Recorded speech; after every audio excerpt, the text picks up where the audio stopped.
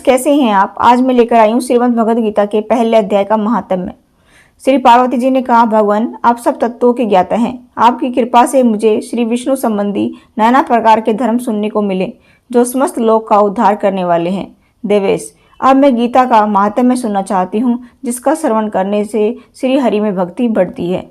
श्री महादेव जी बोले, जिनका श्री विग्रह अलसी के फूल की भांति श्याम वर्ण का है, पक्षीराज गरुड़ ही जिनके वाहन हैं, जो अपनी महिमा से कभी च्युत नहीं होते और शेष नाग की सैया पर शयन करते हैं, उन भगवान महाविष्णु की हम उपासना करते हैं।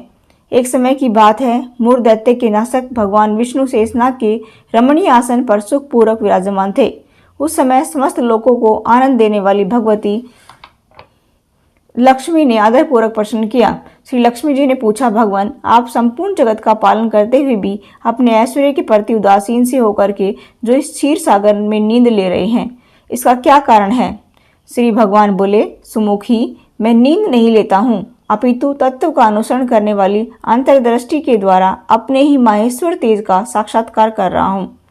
देवी, यह वही तेज है जिसका योगी पुरुष कुशाग्र बुद्धि के द्वारा अपने अंतकरण में दर्शन करते हैं तथा जिसे मीमांसक विद्वान वेदों का सार तत्व निश्चित करते हैं।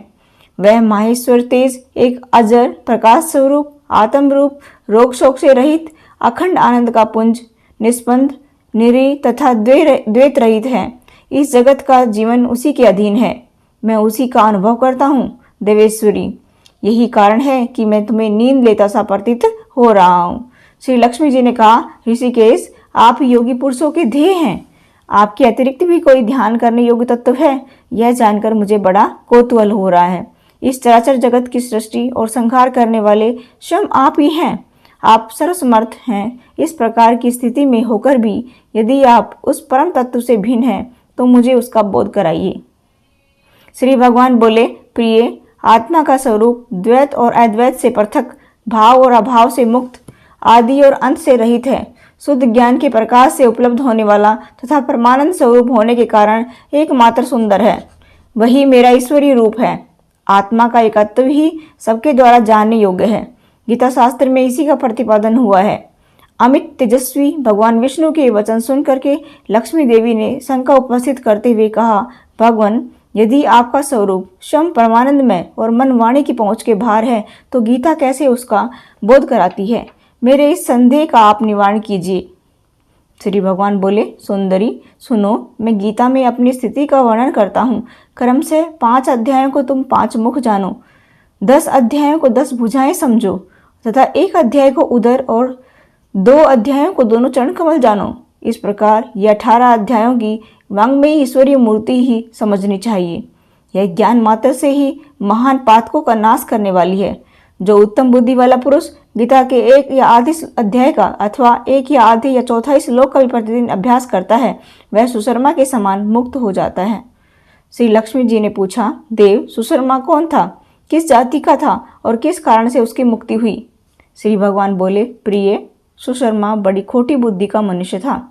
पापियों को तो वह शिरोमणि ही था। उसका जन्म वैदिक ज्ञान से शून्य एवं क्रूरतापूर्ण कर्म करने वाले ब्राह्मणों के कुल में हुआ था। वह न ध्यान करता था, न जप, न होम करता था, न अतिथियों का सत्कार करता था। वह लंपट होने के कारण सदा विषयों के सेवन में ही आसक्त रहता था। हल जोतते और पत्ते बेच करके जीविका चलाता था।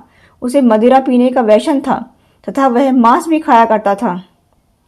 इस प्रकार उसने अपने जीवन का दीर्घकाल व्यतीत कर दिया। एक दिन मूढ़ बुद्धि सुशर्मा पत्ते लाने के लिए किसी ऋषि की वाटिका में घूम रहा था। इसी बीच में काल रूपधारी काले सांप ने उसे डस लिया। सुशर्मा की मृत्यु हो गई। तदंतर वह अनेक नरकों में जा वहां की यातनाएं भोग करके मृत्यु लोक में लौट आया और वहां बोझ ढोने वाला बैल हुआ। उस समय किसी पंगु ने अपने जीवन की आराम से व्यतीत करने के लिए उसे खरीद लिया। बैल ने अपनी पीठ पर पंगु का भार ढोते हुए बड़े कष्ट से 7-8 वर्ष बिताए। एक दिन पंगु ने किसी ऊंचे स्थान पर बहुत देर तक बड़ी तेजी के साथ उस बैल को घुमाया। इससे वह थक करके बड़े वेग से पृथ्वी पर गिरा और मूर्छित हो गया। उस समय वहां कौतूहलवश आकृष्ट हो बहुत से लोग एकत्रित हो गए। उस जन समुदाय में से किसी पुण्य आत्मा व्यक्ति ने उस बैल का कल्याण करने के लिए उसे अपना पुण्य दान दिया। तत्पश्चात कुछ दूसरे लोगों ने भी अपने अपने पुण्य को याद करके उन्हें उसके लिए दान किया। उस भीड़ में एक वेश्या भी खड़ी थी, तो भी उसने लोगों की देखा देखी उस बैल के लिए कुछ त्याग किया। तदंतर यमराज के दूत उस मरे हुए प्राणी को पहले यमपुरी में ले गए। वहां यह विचार करके कि यह वैश्य के दिए पुण्य से पुण्यवान हो गया है, उसे छोड़ दिया गया। फिर वह भूलोक में आकर के उत्तम कुल और शील वाले ब्राह्मणों के घर में उत्पन्न हुआ। उस समय भी उसे अपने पूर्व जन्म की बातों का स्मरण बना रहा। बहुत दिनों के बाद अपने अज्ञान को दूर करने वाले कल्याण तत्व का जिज्ञासु होकर के वह उस वैश्य के पास गया। उसके दान की बात बतलाते हुए उसने पूछा, तुमने कौन सा पुण्य दान किया था?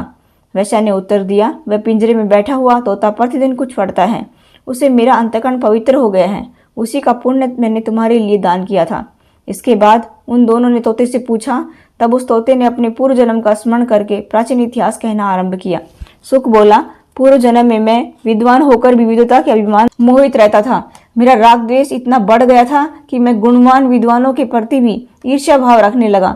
फिर समय अनुसार मेरी मृत्यु हो गई और मैं अनेकों घृणित लोकों में भटकता फिरा। उसके बाद इस लोक में आया।